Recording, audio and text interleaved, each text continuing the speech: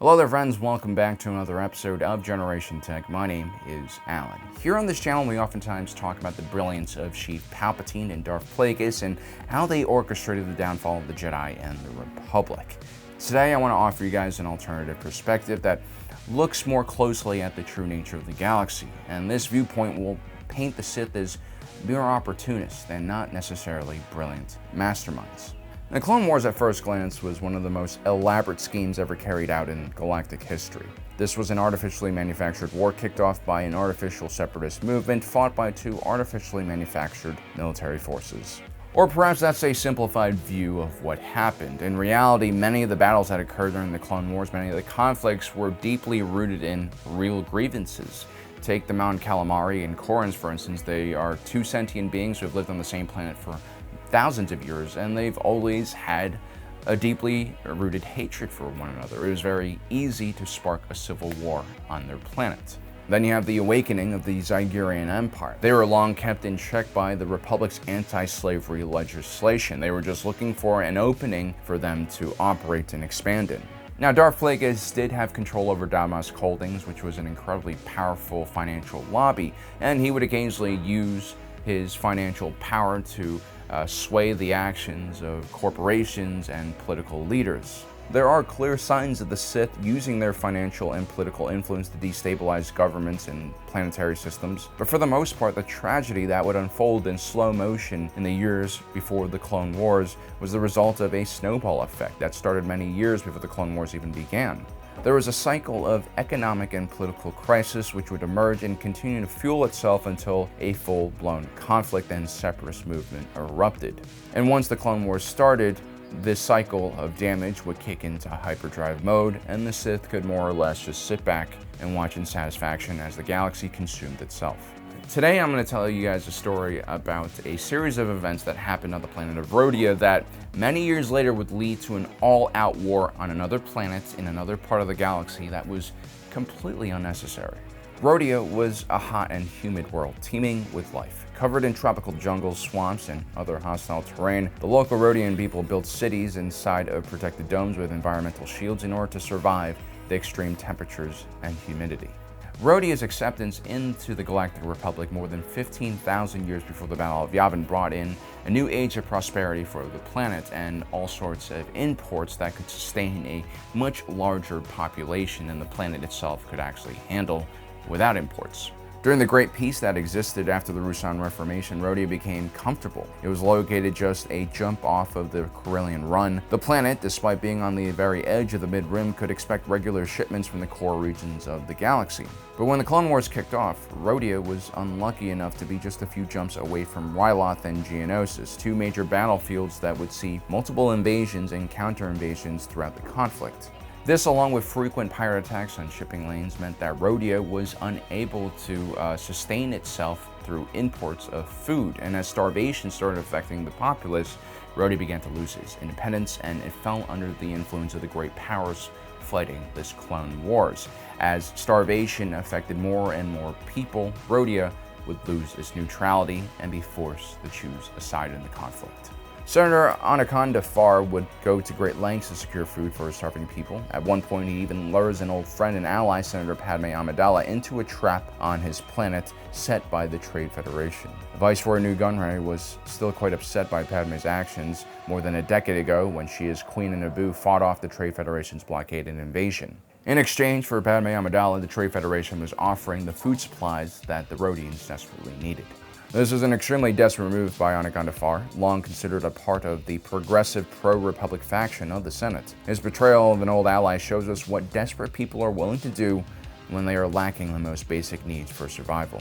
There had been a growing mistrust between the Rhodians and the Republic since the beginning of the war, so much so that Anaconda Farr grew distant from his colleagues in those first few months. So much so that individuals like Padme Amidala, Bail Organa, and Mon Mothma had to exclude him from more sensitive matters concerning the war. One could argue that it was neither Padme or Farr's fault that their relationship had degraded to such an extent that kidnap was necessary. One could argue that this unfortunate series of events was caused by the chaos that was created by the Sith. Padme Amidala had tried to pass a measure to send aid to the people of Rhodia before her kidnapping, but the Senate had delayed the vote for more crucial matters. This could have partly been caused by Palpatine behind the scenes, but it's hard to tell. Gunray's attempt to kidnap Padme would ultimately fail thanks to the dark side force fielder known as Jar Jar Binks, and Senator Farr at the last moment would also change course and betray Newt Gunray as well. This is a noble action on Farr's part and would correct his betrayal of Padme earlier. Anaconda Farr's family had a deep connection with the Amidalas, and Padme had seen the older Rodian as an uncle-like figure for most of her life. Senator Farr's action would bring the Rodians back into the fold of the Republic, but this was a relatively unpopular move for most of the Rodians who had already lost faith in the Republic. Starvation creates trauma that can last for generations. And on the other side, you had other Rodians who were really upset by Farr's betrayal of the Republic, and they saw him as a coward for giving in to the Separatists. Either way, this highlights how difficult it is to actually be a politician in times of chaos. It's easy for us to criticize the bureaucracy and the political system, but oftentimes these individuals are confronted with no-win situations and just forced to make a tough decision. This is a really unpopular opinion to have nowadays, especially if you take a look at polls. But as someone who used to work in the news as a cameraman, as a person who's met a lot of city level, state level, and even federal level politicians, I found that many of these individuals are just normal people like the rest of us. Many of them are flawed, of course, but in general, people who choose this road to service are well-intentioned. The stories we oftentimes see in partisan mainstream news of corruption and misdeeds done by these individuals are oftentimes just one side of the story. The truth is, the system is more flawed than the actual people working in it. And oftentimes these politicians are given no-win situations just like Anaconda Farr receives. I'm increasingly troubled by the growing cynicism and mistrust of the institutions that guard Western democracies. There's this growing view that everyone is just out there for personal gain, and this is a sentiment that's oftentimes championed by authoritarian governments and propaganda, like the one in Russia and China. For our political system to work, we must accept that there is no perfect solution and that politics inevitably will be dirty. It's a reflection of our human nature. For many people who are new to the political world or have entered it through the simple lens of social media, which creates all sorts of misinformation, they'll be distraught to find that politics is nowhere near as idealistic as they were once taught in school. But this is the real world and things are imperfect, and for lack of a better system, we must face it with courage and belief that we can make a difference, rather than fall for cynicism or calls for anarchy and authoritarianism. Now, roughly a year later, Padme Amidala attempts to pass a new bill that will limit the Republic's military spending and cut down clone production. She believes that increasing the size of the Republic's military would only increase the bloodshed. Her party believed that the only pathway forward was ending the conflict through diplomacy. Anaconda Farr by this time was a part of Padme's faction once more, but during a gathering celebrating a surprisingly positive reception to Padme's speech on the matter, the Rodian senator collapses and dies. He was killed not by opponents of Padme's bill, but by his own aide, Lola Purs, a Rodian who never forgave him for siding with the Separatists. Lola was ultimately an extremist. She failed to empathize with Anaconda Farr's difficult decision that he made years earlier. She saw the senator as a weak individual, not fit for rule. When it's revealed that Lola was the one who killed Farr, look at Chancellor Palpatine's face. Look at the smirk as he witnesses another normal person become an agent of his chaos. Lolo had actually tried to reason with Farr days earlier in a secret meeting in a dockyard on Coruscant. That same night, Senator Medici from Umbara had sent a spy of his own to follow Farr. This was just standard Umbaran behavior. They liked keeping tabs on both their enemies and their friends. Senator Medici could have potentially exposed Lola Purs as the murderer, and so she ends up murdering him as well. The Umbarans were an extremely xenophobic group of people. Very few of them actually left their planet for the wider galaxy, and so the avenues of information to their planet were relatively limited and could be easily controlled. The murder of Senator Medici was not seen as an unfortunate crime carried out by an extremist acting on behalf of her own interests or even Rhodia's interests. The murder of Medici was seen as an attack on the Umbarans by the Republic, and this of course causes a lot of dissent on the planet. And so despite being extremely loyal to the Republic's war effort earlier on in the Clone Wars, shortly after Medici's death, the Umbarans would withdraw from the Republic and join the Separatist cause. This would lead to a Republic invasion of Umbara, one of the deadliest campaigns during the entire Clone Wars. This was a completely unnecessary battle that could find its roots on the planet of Rhodia and a senator's desperate attempt to feed his people.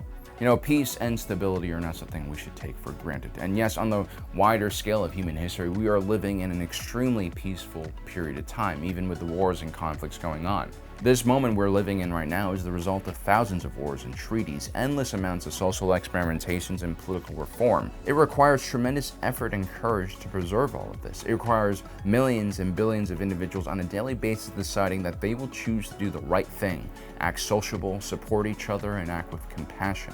In this day and age where social media does an excellent job at highlighting the worst of humanity to each other in addictive, never-ending scrolling formats, it's easy to be cynical and no longer believe in the goodness of your fellow man and woman. But I assure you, if you put that phone down, if you stop watching YouTube for a moment and go out and interact with the people that live in your community, you'll find a lot of very positive things. You'll see that most people are desperate for communication and connection, especially in today's environment, and that people are innately attracted to doing good towards one another, especially if their basic needs are met.